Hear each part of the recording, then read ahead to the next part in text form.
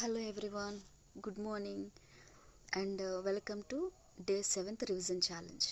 Okay, మనం ఇన్ని రోజులు కూడా కొన్ని సర్టెన్ టాపిక్స్ అనుకుని రివైజ్ చేస్తూ ఉన్నాం కదా.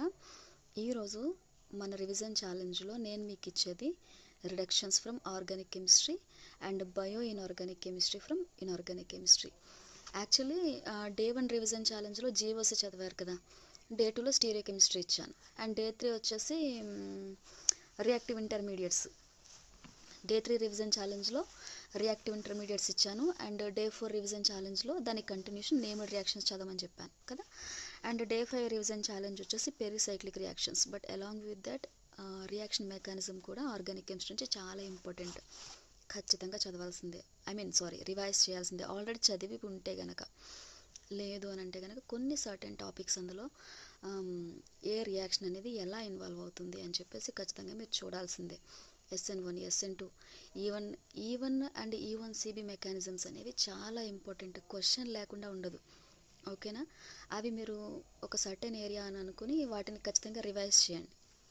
అండ్ తర్వాత వచ్చేసి డే 6 రివిజన్ ఛాలెంజ్లో ఆక్సిడేషన్స్ ఇచ్చాను. అంటే నిన్న ఆక్సిడేషన్స్ కూడా ఒక ఆర్డర్ ప్రకారం చదవాలి. అన్నీ కూడా మనం ఆర్డర్ మొత్తం లిస్ట్ అవుట్ చేసుకొని చదివితే కొంచెం ఈజీగా ఉంటుంది, త్వరగా గుర్తుంటుంది.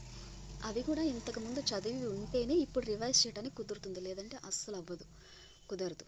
ఓకేనా, ఫస్ట్ టైం ఫ్రెష్గా చదివే వాళ్ళు ఎవరైనా ఉంటే కనుక అందులో ఏది మెయిన్ ఇంపార్టెంట్ అంటే ఎపాక్సిడేషన్ ఎట్లా ఫామ్ అవుతుంది డబుల్ బాండ్ నుంచి, మనం ఏ రియేజెంట్స్ యూజ్ చేసి ఎపాక్సిడేషన్ చేస్తాం.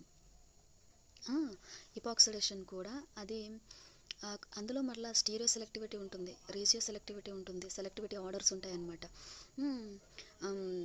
కీలేషన్ ప్రాపర్టీస్ ఉంటాయి. తర్వాత ఇంకేమంటారు, సర్టెన్ రియేజెంట్ని బట్టి కూడా దాని ప్రాపర్టీ మారిపోతూ ఉంటుంది. అంటే కాంజుగేటెడ్ డబుల్ బాండ్స్కి ఒక లెక్క ఒకలాగా ఎపాక్సిడేషన్ అవుతుంది, సింపుల్ డబుల్ బాండ్స్కి ఒక సమ్ రియేజెంట్స్ ఉపయోగించి ఎపాక్సిడైజ్ చేస్తాం. ఓకేనా, తర్వాత మళ్ళీ ఎపాక్సైడ్ని బ్రేక్ చేయడానికి కావాల్సిన రియేజెంట్స్ ఏంటి, లేదు మనం ఒకవేళ ఆల్కహాల్స్ ఉన్నాయి అని అంటే కనుక వాటి యొక్క ఫంక్షనల్ గ్రూప్స్ ఎట్లా చేంజ్ అవుతాయి, ఆల్డిహైడ్, కార్బొనిల్ కాంపౌండ్స్, ఇవన్నీ కూడా వాటి ఫంక్షనల్ గ్రూప్స్ ఎలా చేంజ్ అవుతాయి, వాటికి ఉపయోగపడే రియేజెంట్స్ ఏంటి, అంటే క్రోమియం 6 రియేజెంట్స్, KMnO4 చాలా ఉంటాయి. కొన్ని స్పెసిఫిక్ రియేజెంట్స్ అనేవి చాలా ఇంపార్టెంట్. స్వెర్న్ ఆక్సిడేషన్ అని, PCCతో కొన్ని రియాక్షన్స్ ఉంటాయి. ఇట్లాంటివన్నీ స్పెసిఫిక్ ఏరియాస్ మీరు కొంచెం టచ్ చేస్తే బాగుంటుంది, అస్సలు చదవని వాళ్ళు. లేదు ముందే మేము చదివాము అని అంటే జస్ట్ కొద్దిగా రివైజ్ చేస్తే అయిపోతుంది. ఓకేనా, అండ్ రిడక్షన్స్ కూడా ఒక ఆర్డర్ ప్రకారం చదివితేనే త్వరగా గుర్తుంటుంది అనమాట. ఓకేనా, అండ్ ఇన్ఆర్గానిక్ కెమిస్ట్రీ నుంచి వచ్చేసి కెమికల్ బాండింగ్ చదివాము, రివైజ్ చేసాము.